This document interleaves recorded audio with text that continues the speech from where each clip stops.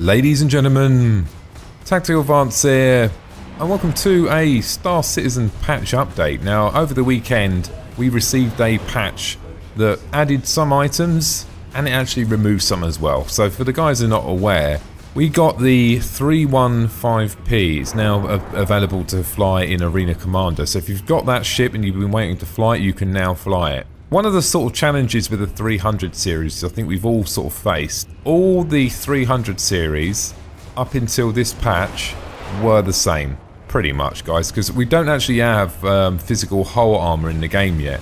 So we don't know actually what the hull armor is, or it's not even in the game. So until hull armor comes in, the variance between them four ships in the 300 series is going to be hard to define, other than removing weapons and balancing the weapons, and that's what's happened next. What's happened is on the 300i, the nose gun has been removed from the default loadout, and the missiles have been removed from the default loadout. Same with the 350R. It's had the nose gun removed from the default loadout, and it's had the missile racks, they can now be equipped as a default loadout. There's been some modifications there.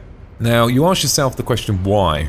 Originally, when the 300 series come into the game to be flown, they had a standard weapon loadout that went on it, and every single one that come into the game had the same loadout, basically. Now what's going to happen is we're going to see over the coming weeks, as more patches come out, we're going to start seeing a more defined role for the 300 series. And what I mean is if you've got a 325 at the moment, a 325A, and pre-patch, and you're flying a straight 300i, head-to-head, they're pretty much the same. Well, they are. They're exactly the same.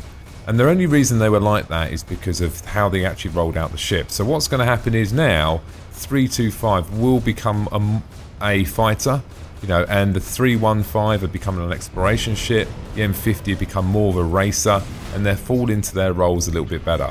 Now, the other thing you've got to take into consideration, guys, if you've got one of these ships, I wouldn't sell it yet.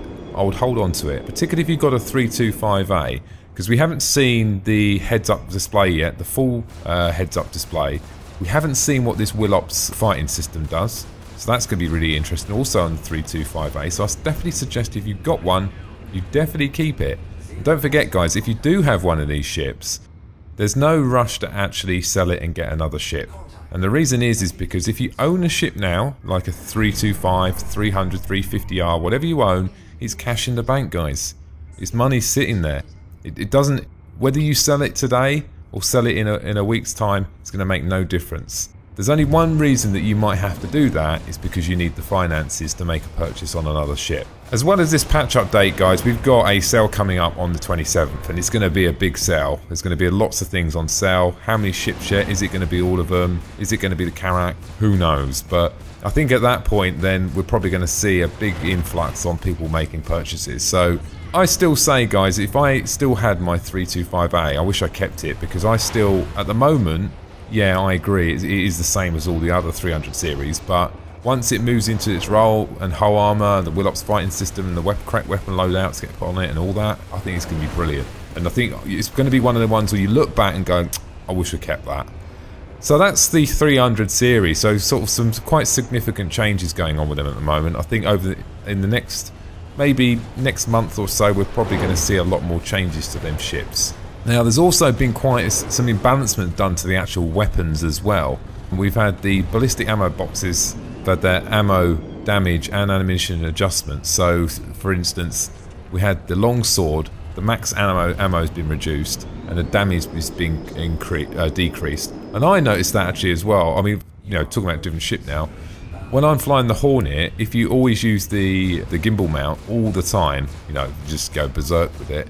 When you first start flying it, that's what you tend to do. The more you progress, the more you learn that actually you want to conserve your ammo to make it last the rounds, because you actually don't need to use the rounds in the, let's say, between 1 and 5 really. You could easily, you know, go without using it, and then save it for the harder rounds when you need them harder hitting rounds. Anyway, we've also had some adjustments to the broadsword as well. The maximum ammo has been reduced and the damage has been increased. So is that fair to say that's a like for like? Getting less ammo, but you're getting more damage. Unless it's a Well, we don't know what the imbalancement is, do we? How many bullets? So I'm not going to be counting them, guys. So, well, an increase has got to be pretty good, I suppose. Probably need to do a bit of testing on that to see how it actually fares out. And then we've got pretty much it on the ammo side. We've had some adjustments as well on the controls as well. Some imbalancements there with the ESP adjustments. So we should see some difference there as well. And some joystick adjustments as well have been made to the precision of the controller as well. So the precision of shooting of the shooting. There's been a lot of complaints about mouse over keyboard over joystick, and we're going to continually see these updates coming out over the months, over the years, getting things in line and getting better and better. So I wouldn't panic too much at the moment, guys, if you've got any complaints, and just hold out, and I've no doubt that within time that we'll see all these things sort of ironed out. The last thing actually, which has actually been added as well, which I don't own, very unfortunate, which is the liqueur cabinet. It's a flare item. So apparently you can actually open the doors and drink the drinks, apparently. So I know you're probably thinking, what the hell?